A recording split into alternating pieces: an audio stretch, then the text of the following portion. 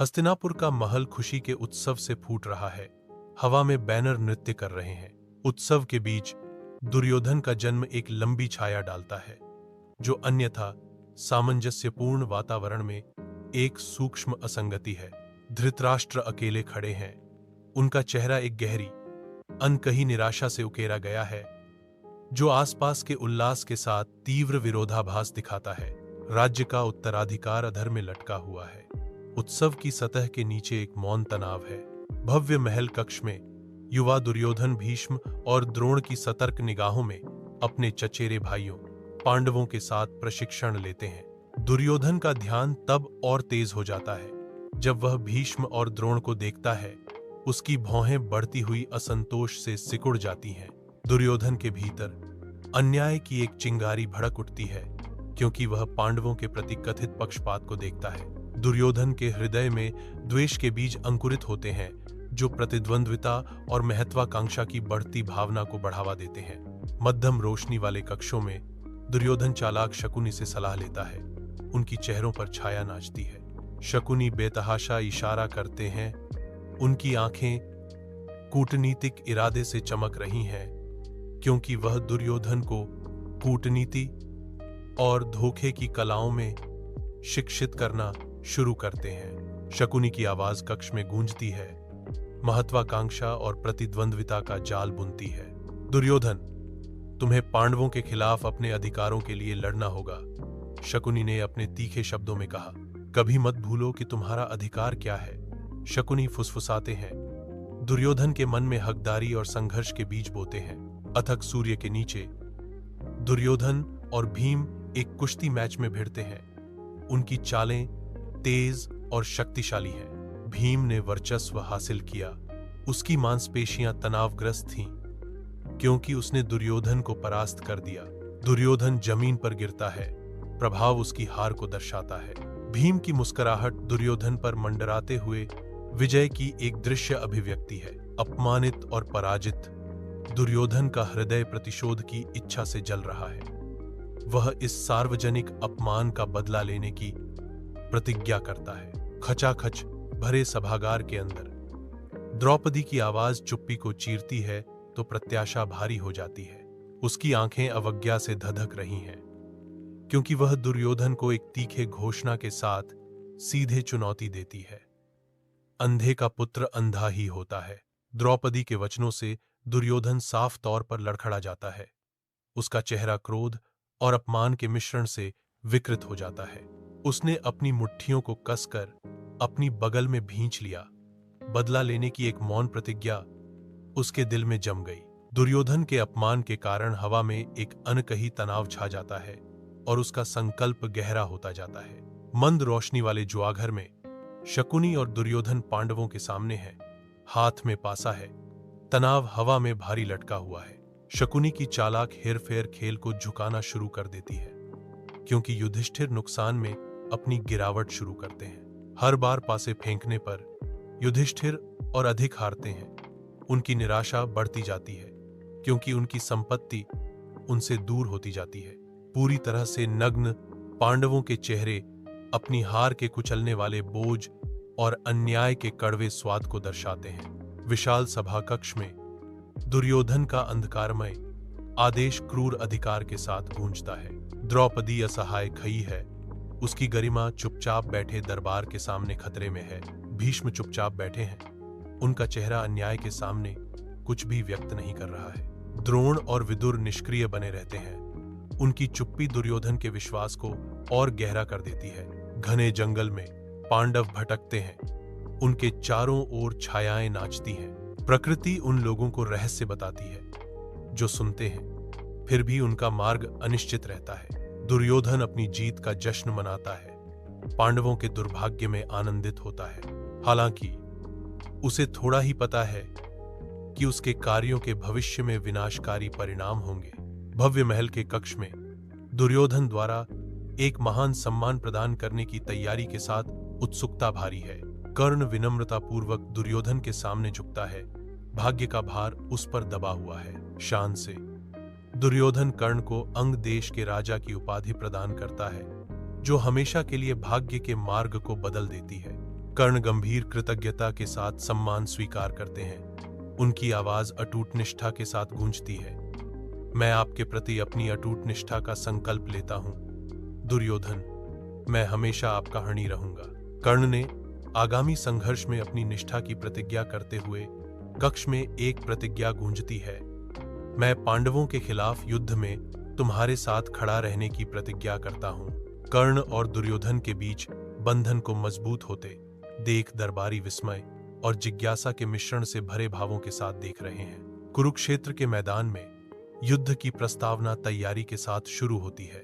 दुर्योधन अपनी विशाल सेना का सर्वेक्षण करता है। उसके सामने सैनिकों और रथों का एक सागर फैला हुआ है। उसकी निगाहें दृश्य पर घूमती हैं। आसन्न युद्ध का भार उसके कंधों पर भारी है। दुर्योधन का मन दौड़ रहा है। आने वाले संघर्ष में जीत हासिल करने के लिए रणनीतियां बना रहा है।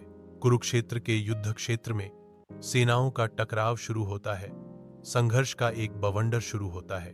दुर्योधन अद्वितीय वीरता के साथ लड़ता है। हर चाल सटीक, हर प्रहार निर्णायक। उसकी निगाह युद्ध के मैदान पर घूमती है, लाभ की तलाश में, संभावनाओं की गणना करती है। दुर्योधन को अचानक एहसास होता है जब वह पांडवों के अटूट संकल्प को देखता है। उनके पास कृष्ण का मार्गदर्शन है। रणभूमि पर जयद्रथ निश्चल पड़ा है, जो दिन के नरसंहार का एक स्पष्ट प्रमाण है। धुंध हवा में मंडराती है, जो युद्ध के क्रोध की एक भयानक याद दिलाती है। दुर्योधन गिरे हुए लोगों के बीच खड़ा है। उसकी आवाज गुस्से से भरी हुई है। कृष्ण, तुमने इस धोखे का आयोजन किया है। यह युद्ध नहीं है, यह छल है। उसका आरोप उजा परिदृश्य में गूंजता है, जो स्वयं स्वर्ग को एक चुनौती है। कुरुक्षेत्र का युद्ध क्षेत्र भीषण सूर्य के नीचे नरसंहार का एक कैनवास, वीरता और हानि की मौन कहानियां कहता है। विनाश के बीच अभिमन्यु का रथ चकनाचूर होकर पड़ा है, जो उसकी उग्र लेकिन अंतिम लड़ाई का एक स्पष्ट प्रतीक है। योद्धा का धनुष अब टूटा हुआ उसके बगल में त्याग दिया गया है, जो उस लड़ाई की गंभीर याद दिलाता है जिसे उसने बहादुरी से लड़ा था। अभिमन्यु अभी भी लेटा हुआ है। तीर उसके निर्जीव शरीर को छेद रहे हैं। युद्ध के क्रूर देवताओं को एक भेंट। दुर्योधन गिरे हुए नायक के ऊपर खड़ा है। दुख उसके चेहरे को विकृत कर रहा है, क्योंकि वह फुसफुसाता है, अभिमन्यु एक अद्वितीय योद्धा, लेकिन यह युद्ध यह जारी रहेगा। इसे होना ही है। वीरान कुरुक्षेत्र के मैदान में कर्ण और अर्जुन एक भयंकर युद्ध में लगे हुए हैं। दिव्य अस्त्र टकरा रहे हैं। अचानक कर्ण के रथ का पहिया धरती में धंस जाता है, जिससे वह अचानक रुक जाता है। अर्जुन मौके का फायदा उठाते हुए क्रूरता से कर्ण को मार गिराता है। दुर्योधन निराशा में देखता है कि उसका सबसे करीबी दोस्त गिर गया है। उसका चेहरा दुख से भरा हुआ है। तारों से रहित आकाश के नीचे कुरुक्षेत्र का मैदान नरसंहार का मौन गवाह है। हवा खून और धूल की गंध से भरी हुई है। युद्ध के बाद दुर्योधन अकेला और निराश महसूस करता है। दुर्योधन विनाश का सर्वेक्षण करते हुए निराशा से भरा हुआ है। अंधेरे से एक काली आकृति उभरती है। अश्वत्थामा आ रहा है। युद्ध के बाद दुर्योधन अकेला और निराश महसूस करता है। अश्वत्थामा आता है, एक अंधेरी आकृति जो परछाइयों से उभरती है। अराजक युद्ध के मैदान में दुर्योधन भीम के अपने परिजनों के खिलाफ लगातार आक्रमण का साक्षी है। प्रत्येक गिरे हुए भाई दुर्योधन के बढ़ते क्रोध को बढ़ावा देते हैं। प्रत्येक जीवन की हानि के साथ दुर्योधन का क्रोध और तीव्र होता जाता है। दुर्योधन ने अपनी मुट्ठियां भींच ली। उसके भीतर क्रोध का तूफान उमड़ रहा है। दुर्योधन का चेहरा क्रोध से विकृत हो जाता है, जो उसके आसपास के नरसंहार का प्रतिबिंब है। जलाशय के हृदय में दुर्योधन शरण लेता है। पानी की बर्फीली पकड़ में डूबा हुआ, दुनिया से छिपा हुआ दुर्योधन अंधेरे में डूबा हुआ है। एक शांत, अनदेखी उपस्थिति की तरह सतह के नीचे छिपा हुआ है। जलाशय केवल पत्थरों और दुर्योधन को रहस्य बताता है, जो छिपा रहता है पानी के किनारे से परे। युधिष्ठिर की आवाज चुप्पी को तोड़ती है। एक चुनौती रात में गूंजती है। दुर्योधन, बाहर आओ और मेरा सामना करो। मैं तुम्हें द्वंद्व युद्ध के लिए चुनौती देता हूं। दुर्योधन छिपा रहता है। चुनौती हवा में लटकी हुई है, जलाशय की स्थिरता में अनुत्तरित है। कुरुक्षेत्र के युद्ध के मैदान में दुर्योधन और भीम एक क्रूर गदा द्वंद्व में भिड़ते हैं। दुर्योधन की गदा अद्वितीय शक्ति के साथ घूमती है, जो शुद्ध वीरता का प्रदर्शन है। भीम समान रूप से शक्तिशाली एक बेईमान चाल का सहारा लेते हैं। भीम ने दुर्योधन को कमर के नीचे मारा, जो एक अपमानजनक प्रहार था। कुरुक्षेत्र पर सूर्य चमक रहा है, हवा युद्ध की गूंजों से गूंज रही है। दुर्योधन अपने कवच से पिटे हुए गिरने लगता है। दुर्योधन खून से लथपथ धरती पर बुरी तरह गिर जाता है। कृष्णा देखते हैं। नरसंहार के बीच उनका भाव शांत है। कृष्णा के होठों पर एक हल्की मुस्कान खेल रही है, एक सूक्ष्म संकेत। कौवे की दूर की चीखों को छोड़कर युद्ध का मैदान शांत हो जाता है। कुरुक्षेत्र का मैदान युद्ध से त्रस्त है, जो विनाश और निराशा का प्रमाण है। गिरे हुओं के बीच दुर्योधन खड़ा है। उसके कवच पर युद्ध के निशान हैं। उसका चेहरा थकान से भरा हुआ है। पराजित होने पर भी दुर्योधन की आंखों में अवज्ञा की एक चिंगारी झिलमिलाती है, जो हार के सामने अदम्य है। उसकी आवाज उजाड़ मैदान में गूंजती है, मैं हार स्वीकार करता हूं, लेकिन मैं अपने सिद्धांतों का त्याग नहीं करता। कुरुक्षेत्र के उजाड़ युद्ध के मैदान में दुर्योधन पराजित होकर पड़ा है। धूल और खून उसके जख्मी कवच पर मिल रहे हैं। सूर्य निर्दयता से नीचे की ओर प्रहार करता है, जिससे गिरे हुए योद्धा पर लंबी छाया पड़ती है। उसका टूटा हुआ शरीर एक योद्धा की कहानी कहता है, जिसे घुटनों पर लाया गया। उसकी शक्ति अब एक स्मृति है। एक अंतिम विद्रोही सांस में दुर्योधन फुसफुसाता है, मेरी कहानी यह सही थी। महल के कक्ष के भीतर धृतराष्ट्र दुख से अभिभूत है। उसका चेहरा उसकी निराशा की गहराई को दर्शाता है। उसके चेहरे की हर रेखा में नुकसान का भार अंकित है। धृतराष्ट्र शोक से अभिभूत है। प्राचीन जंगल के हृदय में गांधारी का क्रोध भड़क उठता है। उसकी आंखें कृष्ण को जला रही हैं। शांत पे साक्षी हैं, क्योंकि उसका क्रोध सब कुछ भस्म करने की धमकी देता है। उसके हाथ कांपने लगते हैं, जो उसकी आंतरिक उथल पुथल का एक भौतिक प्रकटीकरण है। एक चरम क्षण में गांधारी कांपते हुए हाथों को स्वर्ग की ओर उठाती है। उसकी आवाज जहर से भर जाती है जब वह अपना शाप देती है, मैं तुम्हें शाप देती हूं कृष्णा। जंगल उसकी क्रोधपूर्ण घोषणा के नतीजों का इंतजार करते हुए अपनी सांस रोक लेता है। युद्ध समाप्त होने पर कुरुक्षेत्र का युद्ध क्षेत्र उजाड़ पड़ा है। वातावरण धुएं से भारी है। एक निर्दयी सूरज के नीचे तबाह हुआ परिदृश्य विनाश की पूरी सीमा को दर्शाता है। खंडहर के बीच दुर्योधन की किंवदंती उभरने लगती है।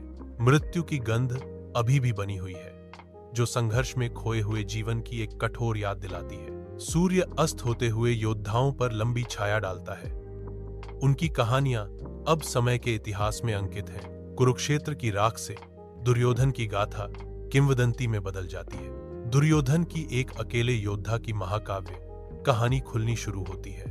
वह अकेले ही लहर के खिलाफ खड़ा था, भाग्य की नींव को चुनौती दे रहा था। एक योद्धा की भावना अटूट पूरे सिस्टम को चुनौती देती हुई। उसका संकल्प समय के साथ गूंजता है, जो दुर्गम बाधाओं के खिलाफ साहस का प्रमाण है। पन्ने पलटते हैं, एक ऐसे नायक की कहानी का खुलासा करते हैं जिसने भाग्य को चुनौती देने का साहस किया।